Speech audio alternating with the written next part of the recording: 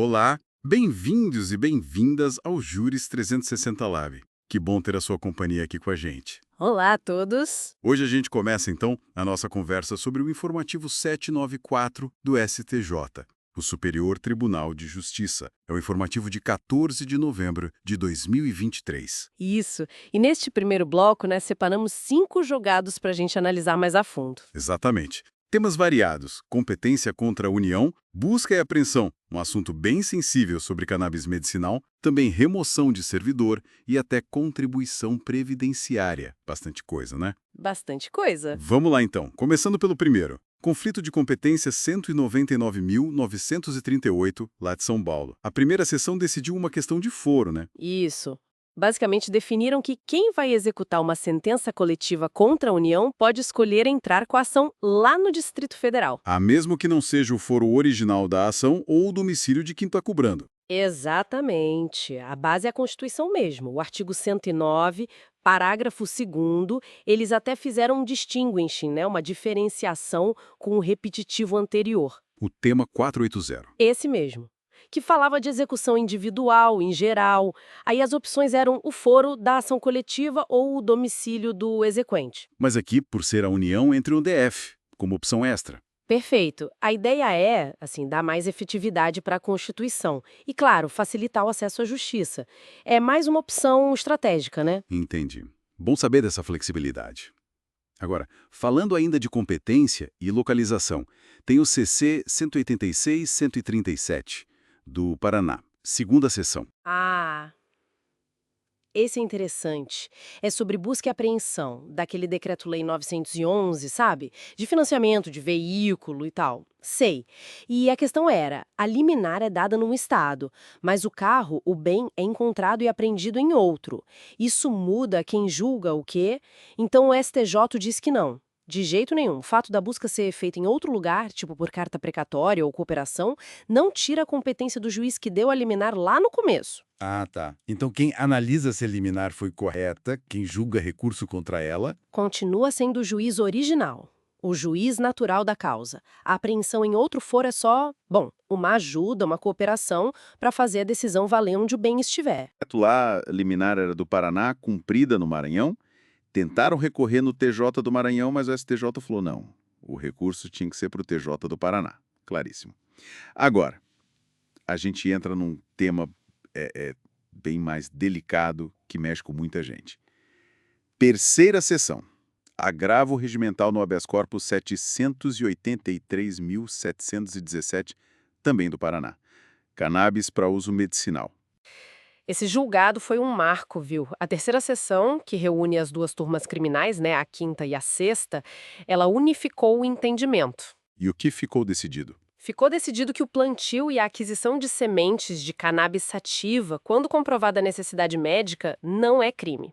É o que chamam de atipicidade penal. Mesmo sem regulamentação da Anvisa.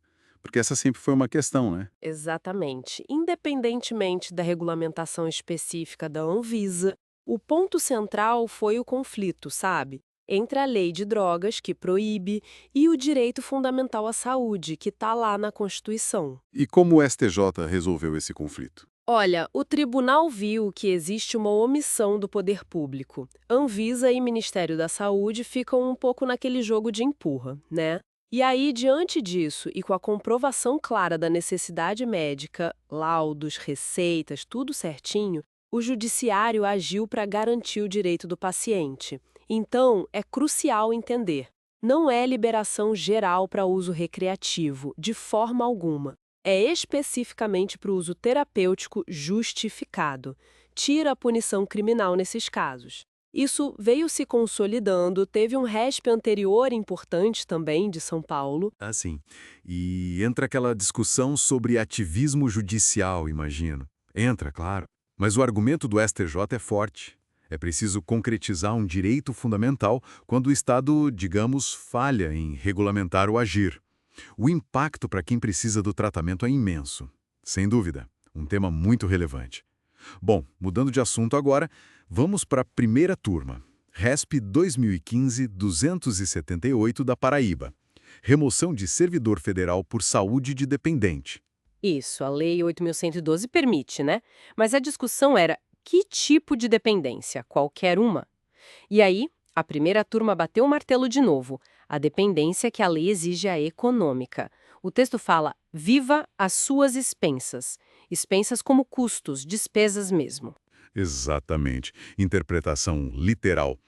Não basta, então, a dependência só afetiva ou a necessidade de cuidado físico, se a pessoa não depender financeiramente do servidor. Então tem que comprovar que o servidor banca os custos de vida do familiar? Isso, além, claro, da comprovação da doença por junta médica oficial. O STJ entende que interpretar de forma mais ampla seria como legislar, o que eles não podem fazer sem violar a súmula vinculante 10 do STF. Entendi. Uma interpretação mais restrita da lei. Correto. E para a gente fechar este bloco, RESP 182060, da primeira turma, o primeiro ponto que eles analisaram foi aquela história da contribuição previdenciária sobre valores que a empresa paga para plano de previdência privada, sabe? Mas especificamente para administradores que não são empregados. É uma dúvida bem comum, né? Super comum, porque isso mexe direto no custo da empresa, né? E aí, qual foi a decisão do STJ? Incide ou não incide essa contribuição? Então, a decisão foi que não incide. O ponto principal é que tem uma lei complementar, a 109 de 2001, que é mais nova. E ela meio que revogou tacitamente uma exigência que tinha na Lei 8.212, lá atrás. Que exigência era essa? Aquela que dizia que o benefício, para ser isento, tinha que ser estendido para todos os empregados e dirigentes. A lei nova, a 109, não tem mais essa trava, entende? Ah, entendi. Então, mesmo que o plano seja só para alguns diretores, por exemplo, não entra na base de cálculo da Previdência por causa dessa lei mais recente. Faz sentido. Lei posterior, revoga anterior. Exato. E nesse mesmo RESP, como você falou, teve outra discussão quente. Sim, sobre a participação nos lucros, a famosa PLR, né? Mas paga para esses mesmos administradores não empregados. Isso, a pergunta era, essa grana da PLR, quando paga para um diretor que não tem carteira assinada, ela tem natureza de salário para fim de INSS? Tem que pagar contribuição sobre isso? E aí? A visão do tribunal mudou nesse ponto. Foi diferente da previdência privada? Foi diferente, sim. Nesse caso, o STJ disse que a participação nos lucros paga para esses administradores tem sim natureza remuneratória e por isso integra o chamado salário de contribuição. Ué, mas e aquela isenção da PLR que todo mundo fala? Pois é, aí que tá o pulo do gato. O raciocínio foi: esses administradores são contribuintes individuais, segundo a lei. E a contribuição deles incide sobre a remuneração que eles recebem. Aquela isenção da PLR, que está na Lei 8.212, ela vale quando a PLR é paga conforme a lei específica, a 10.101, que fala da participação dos trabalhadores ligado lá na Constituição. Não se aplica automaticamente para esses administradores, que são regidos pela lei das SA, entende? Nossa, que distinção importante. Quer dizer, o mesmo pagamento, a PLR, pode ter tratamento tributário diferente dependendo para quem é pago e com base em qual lei. Interessante. Muito bom. Bem, fechamos então essa primeira rodada de análises do informativo 794 do STJ. Foi bastante coisa já? Verdade, mas ainda tem mais pela frente. Tem sim. Então a gente se vê no próximo bloco para continuar essa conversa. Até lá. Até. Vamos lá. Vamos continuar aqui nossa análise do informativo 794 do STJ. Uma RESP falando de gorjeta no Simples, um caso de pensão alimentícia que é sempre delicado. A intimação pessoal para núcleos de prática jurídica e, para fechar, o RESP 173.377 sobre alienação fiduciária. Bora lá? Bora. Vamos para aquele ARSP, o 2381899. Que falou das gorjetas no Simples Nacional. Essa aí é clássica, né? Bares, restaurantes. Nossa, muito. A discussão era se a taxa de serviço, a gorjeta que a gente paga na conta, se ela entra na receita bruta da empresa para calcular o imposto do Simples. E o que o STJ decidiu? Entra ou não entra? Decidiu que não entra, as gorjetas não compõem a base de cálculo do Simples Nacional. E por quê? Qual foi a lógica? A lógica é que a gorjeta pela CLT mesmo tem natureza de salário. Ela pertence ao empregado, não à empresa. Então, para o restaurante, por exemplo, ela não é faturamento, não é receita bruta.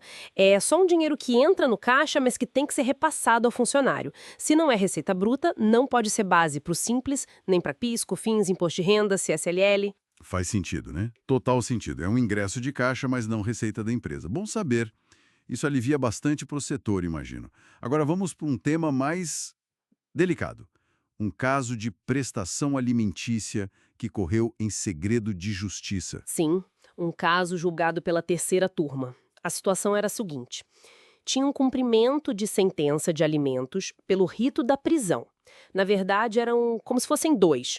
O devedor já tinha sido intimado pessoalmente e até chegou a ser preso por uma parte da dívida. Aí, iniciaram uma nova cobrança referente a um período diferente, mas da mesma obrigação alimentar, do mesmo título. Só que dessa vez, intimaram ele na pessoa do advogado. Entendi. E a dúvida era se essa segunda intimação, via advogado, era válida, já que a regra para prisão por alimentos geralmente exige intimação pessoal. Exatamente. É uma situação bem séria, né? Envolve a liberdade da pessoa. Com certeza. E o que o tribunal decidiu? Pode intimar pelo advogado nesse caso? O STJ entendeu que sim, que nesse cenário específico, a intimação via advogado foi válida. O raciocínio foi o seguinte: a intimação pessoal, lá no artigo 528 do CPC, serve para garantir que o devedor saiba da execução, por causa da gravidade da prisão civil. É uma garantia. Mas, se ele já tinha sido intimado pessoalmente antes e até preso pela mesma dívida geral de alimentos, só mudou o período cobrado, a ciência dele sobre a execução era, tipo assim, inquestionável, né? Então, nesse caso, intimar o advogado para cobrar um novo período daquela mesma dívida foi considerado suficiente. Não seria uma surpresa para ele. Entendi. A ciência inequívoca que ele já tinha sobre a execução principal acabou justificando essa forma de intimação por um desdobramento. Interessante. E ainda na terceira turma, teve outro caso sobre intimação pessoal, mas agora envolvendo a Defensoria Pública e os núcleos de prática jurídica das faculdades, certo? Isso mesmo. A questão era se aquela prerrogativa da Defensoria Pública de ser intimada pessoalmente de tudo no processo, se ela se estende também para esses escritórios modelo das faculdades de direito, sabe? Aqueles que atendem o pessoal de baixa renda. Boa pergunta. Porque eles fazem um trabalho parecido em muitos casos, né?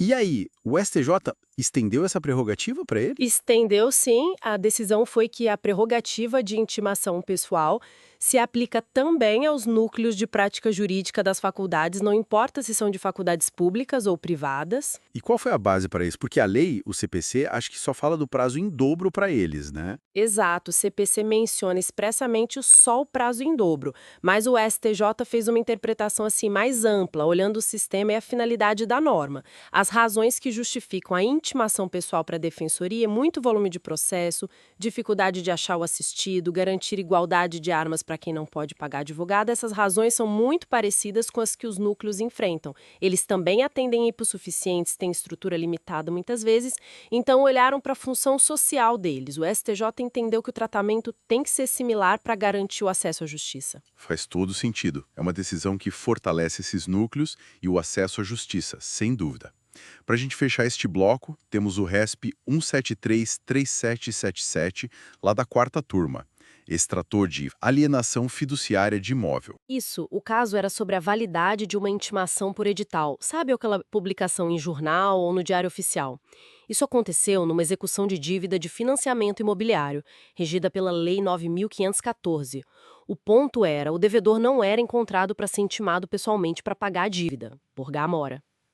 O devedor sumiu. O que aconteceu exatamente? Então, pelo que está no processo, não é que ele sumiu. Foram feitas várias tentativas de intimar ele pessoalmente no endereço comercial que ele mesmo te indicou no contrato. Só que ele, aparentemente, se esquivava de receber as notificações. A coisa chegou a tal ponto que ele teria induzido os Correios a informarem que ele tinha se mudado de lá, o que não era verdade. Nossa, que situação! E aí fizeram a intimação por edital. E o STJ considerou válida? Considerou válida, sim. O fundamento foi que a própria Lei da Alienação Fiduciária, artigo 26, parágrafo 4º, permite a intimação por edital se o devedor estiver em local ignorado, incerto ou inacessível. O tribunal entendeu que essa manobra do devedor de ficar se escondendo e ainda por cima induzir a erros sobre sua localização configura uma situação que justifica o edital. Basicamente, ele não pode se beneficiar da própria torpeza para anular a intimação, né? É uma questão de boa-fé processual também. Claro, tem que ter cooperação. E um detalhe importante que eles mencionaram foi sobre a intimação da data do leilão, né? Sim, eles ressaltaram que a necessidade de intimar o devedor sobre a data do leilão só virou obrigatória com uma lei mais recente, de 2017. Como o caso era anterior a isso, essa intimação específica do leilão não era exigida na época. Entendi. Mais um ponto que depende da data do fato. Bom, fechamos aqui mais esse bloco de julgados importante do informativo 794 do STJ. Foi bastante coisa de novo. Bastante mesmo. Nos veremos no próximo bloco. Se você está curtindo essa análise, não esquece de deixar o like e se inscrever no canal, tá bom? Até lá! Olá! Chegamos ao nosso último bloco de análise do informativo 794 do STJ. Vamos continuar a nossa conversa de onde paramos. Isso aí, fechando essa edição com mais 3 julgados importantes. Exato. Hoje a gente foca em execução penal com o RSP 2.026.837, lá de Santa Catarina. Depois, um de direito penal, o ARESP 2.004.638, do Rio. O famoso ARESP, né? Esse mesmo. E para fechar, uma questão previdenciária bem quente, que virou o tema repetitivo 12 e 20. Bastante coisa relevante. Vamos começar então por esse de execução penal. Vamos lá. O RSP 2.026.837. É da quinta turma. Ele trata de um ponto bem específico, sabe? Como calcular a progressão de regime para quem cometeu crime comum e hediondo antes do pacote anticrime. Ah, aquela mudança grande de 2019. Sempre gera dúvida na transição, né? Pois é. E a tese principal aqui é que, olha só, não é combinação indevida de leis usar a regra antiga da LEP de 16 para o crime comum. Certo. E a regra nova do pacote anticrime, que seria 40% para o hediondo, segundo o tema 1084 do próprio STJ. Tudo na mesma execução penal. A grande discussão era essa mesmo. Tipo, podia fazer essa mistura ou tinha que escolher uma lei só, a antiga ou a nova, para reger tudo? Exato. Qual o risco aí? Bom, se aplicasse só a lei nova, que é mais rigorosa em alguns pontos, para o crime comum cometido antes dela, aí você teria um problema sério com a irretroatividade da lei penal mais grave, né? Claro, não pode retroagir para prejudicar. Exatamente. E assim, a ideia do legislador, a mens legis que a gente fala, sempre foi tratar diferente crime comum e crime hediondo. Mesmo que estejam no mesmo artigo da lei, o tratamento é distinto. Faz sentido manter essa distinção, então? Sim, reforça a individualização da pena, a isonomia. E olha, o STF até já deu uma sinalizada parecida no RHC 22.171, dizendo que podia aplicar de forma distinta. Isso afasta aquela ideia de que se estaria criando uma terceira lei, uma lex tercia. Não é criar lei nova, é aplicar a lei certa para cada crime no tempo certo. Basicamente isso. Aplica-se a lei vigente na data do fato para cada crime separadamente. Tá, e na prática? Para o juiz da execução, para o advogado? Define um critério, o cálculo do requisito temporal para a progressão vai olhar cada crime. Se é comum e anterior ao pacote, usa 16. Se é hediondo, mesmo que anterior, mas a progressão é calculada depois do pacote, aí aplica os percentuais novos como os 40%, conforme o caso. Permite aplicar a lei mais benéfica para cada situação isolada. Entendi. Fica mais justo, talvez, respeita mais o momento de cada crime. A ideia é essa. A pergunta que fica, né?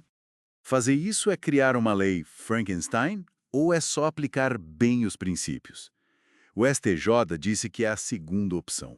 Interessante. Bom, vamos mudar um pouco o foco, mas ainda em penal. O ARESP. ARESP 2.104.638 do Rio. Certo. A situação aqui é: pessoa tentando entrar no presídio com celular. Mas ela é pega na revista. Antes de entrar de fato, o que é isso? Crime consumado ou tentativa? Boa pergunta. A sexta turma decidiu que é tentativa do crime do artigo 349-A do Código Penal. Tentativa, não consumado. Isso, porque o artigo 349-A, ele pune o ato de ingressar mesmo no presídio com o aparelho. A revista geralmente acontece numa área de controle, né? Ainda do lado de fora, digamos assim, do ambiente carcerário interno. Antes da fronteira. Exato. Aí tem gente que discute. Ah, mas tem a revista, então o crime é impossível, o meio é ineficaz. Mas o STJ afastou isso. Por quê?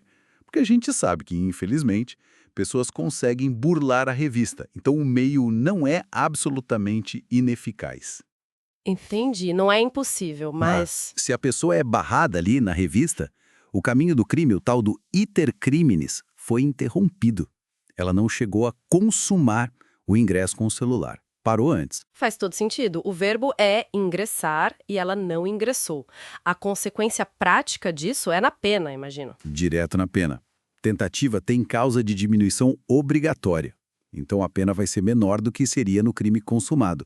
Isso é muito importante para a defesa em caso de flagrante assim, na porta do presídio. Claro, a diferença é grande. Fica aquela reflexão, né? O simples fato de chegar na revista com a intenção e o celular já seria o crime completo. O STJ entendeu que não. Parou na tentativa. Perfeito. E para a gente fechar essa análise do 794, um tema que vai dar o que falar no Previdenciário.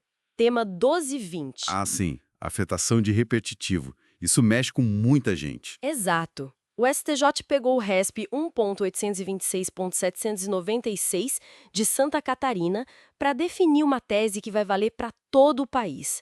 A questão é bem técnica, mas o impacto é enorme. Qual é a discussão central? É definir se um documento interno do INSS, um memorando circular conjunto, o número 21 DIRBEM PFE INSS, pode ser visto como um ato do INSS reconhecendo o direito do segurado. Reconhecendo a dívida, no caso, direito à revisão de benefício? Isso.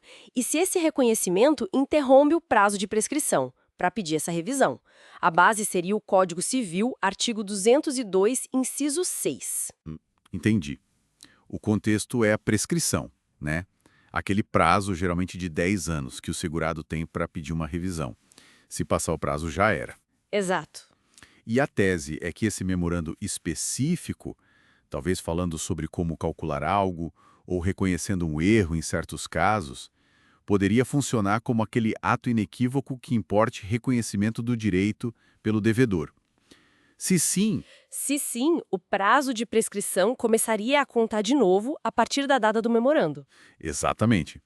Isso poderia salvar o direito de muita gente que achava que já tinha perdido o prazo para pedir revisão. Nossa, o impacto disso seria gigantesco.